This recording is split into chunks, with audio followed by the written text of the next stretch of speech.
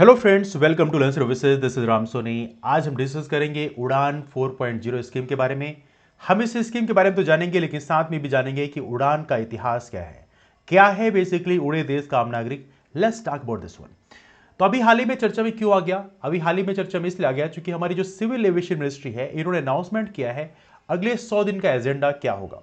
इस एजेंडा में इन्होंने बताया है कि 50 नए रूट उड़ान स्कीम के अंतर्गत जारी किए जाएंगे। उड़े देश का आम नागरिक, इसके अंतर्गत 50 नए रूट के अनाउंसमेंट की बात की है। और जो नए रूट है उसकी बात करें तो इसका पर्पस क्या होगा, यहां पर जो हमारे कनेक्टिविटी है उसको जो रिमोट एरियाज हैं उससे हम प्रॉपर तरीके से लिंक कर पाए। अभी आपको कमेंट कर बताना है कि एज ऑफ नो हमारे सिविल एविएशन मिनिस्टर कौन है। Please do comment below. दूसरी बात, यहां पर एक और प्लान बनाया है अगले 100 दिन के लिए कि यहां पर जो वैल्यू एड टैक्स है, मतलब जो वैट लगता है किसमें, एविएशन टरबाइन फ्यूल में, मतलब एटीएफ में। तो हमारा प्लान यह है कि यदि वैट उसमें कम किया जाए, वैल्यू एड टैक्स कम किया जाए, तो कहीं ना कहीं हमारी जो फ्लाइट है उसके चार्जेस कम हो जाएंगे। यदि चार्जेस कम होंगे तो ये पैसेंजर के लिए काफी बेनिफिशियल होगा। तो ये कुछ नए डेवलपमेंट हमने उड़ान स्कीम के अंतर्गत अभी किए हैं।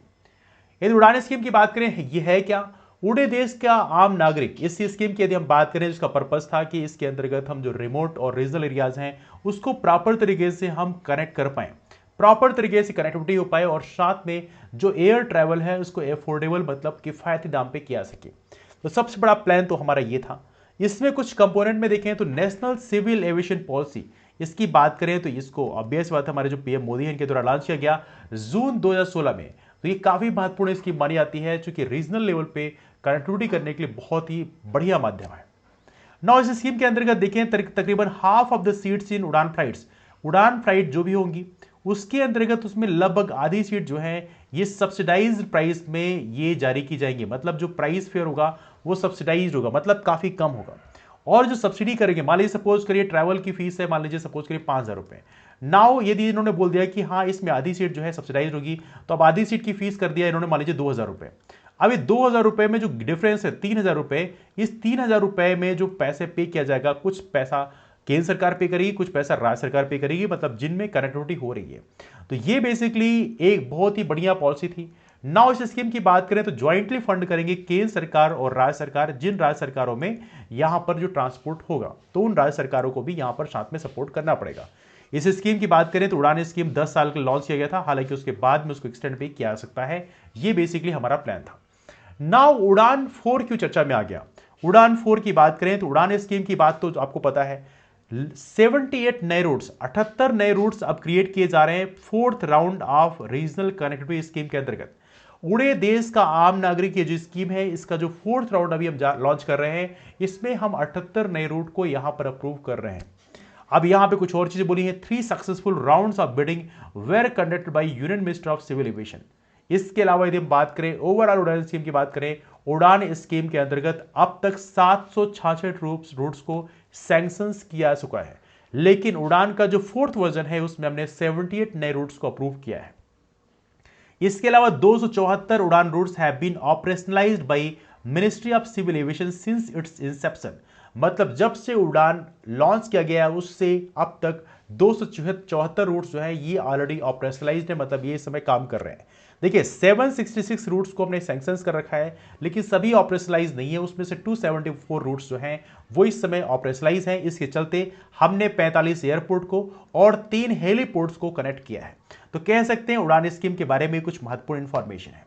ना यदि उड़ान 4.0 की बात करें, ये फोर्थ राउंड है उड़ान का, ये ऑलरेडी डिस्कस कर चुके हैं। इसको लॉन्च किया हमने दिसंबर 2019 को, तो ये आपको पता होना चाहिए। और एज ऑफ नाउ हमने जो मोस्ट इंपॉर्टेंट जो फोकस किया है वो नॉर्थ ईस्टर्न रीजन को। हमारा प्लान ये है कि जो सिस्टर स्टेट्स हैं उनको हम प्रॉपर तरीके से कनेक्ट करें, जो नॉर्थ ईस्टर्न स्टेट्स हैं क्योंकि वहां पर कनेक्टिविटी की बड़ी समस्या है। दूसरा जो हिली स्टेट्स हैं जैसे हिमाचल प्रदेश है, उत्तराखंड है, ऐसे राज्यों को, और इसके अलावा जो आइलैंड्स हैं उनको भी हम प्रॉपर तरीके से उड़ान 4.0 के अंतर्गत कनेक्ट करेंगे। इस स्कीम की बात करें तो यहां पे सबसे ज्यादा प्रायोरिटी हमने बेसिकली दिया है वायबिलिटी गैप फंडिंग को। तो ये यहां पे काफी इंपॉर्टेंट है। वीजीएफ को हमने यहां पर हाई प्रायोरिटी दिया है। तो airport authority of India are given high priority for the award of VGF. ना उड़ान 4 की यदि हम बात करें तो यहां पे एक चीज पता होना चाहिए, इसके अंतर्गत जो हेलीकॉप्टर्स हैं और जो सी प्लेन्स हैं उसको भी हम इसमें इनकॉर्पोरेट करेंगे। मतलब प्लेन तो ऑलरेडी है, लेकिन हम हेलीकॉप्टर और सी प्लेन्स को भी इसमें इनकॉर्पोरेट करने की तैयारी में, किसमें, उड़ान 4.0 में।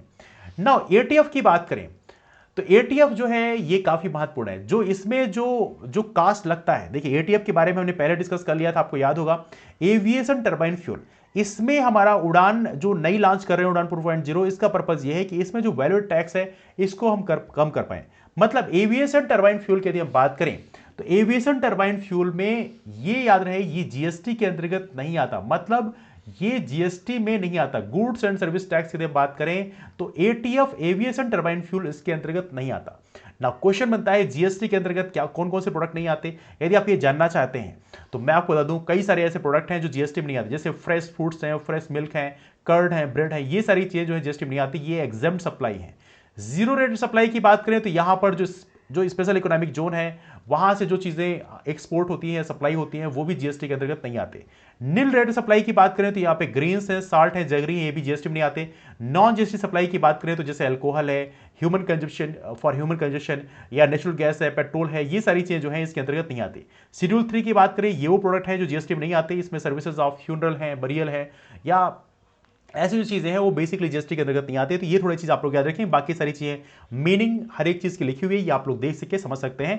यदि आपके पास फर्दर कोई क्वेरीज होंगी तो आप नीचे कमेंट करके पूछ सकते हैं। तो ये रहा डिस्कशन उड़ान 4.0 के बारे में। आपको वीडियो कैसा लगा नीचे कमेंट करके जरूर बताएं। और सबसे महत्वपूर्ण बात यह है कि आप क्या चाहते हैं। यदि आप चाहते हैं कि सिविल सर्विस प्रिपरेशन के लिए मैं आपके लिए किसी पर्टिकुलर टॉपिक को कवर करूं तो आप नीचे कमेंट करके जरूर बताएं। मिलते हैं फिर आप लोगों से डिस्कशन में, तब तक के लिए bye and take care and do not forget to subscribe the channel. मिलते हैं, दैट्स ऑल, थैंक यू।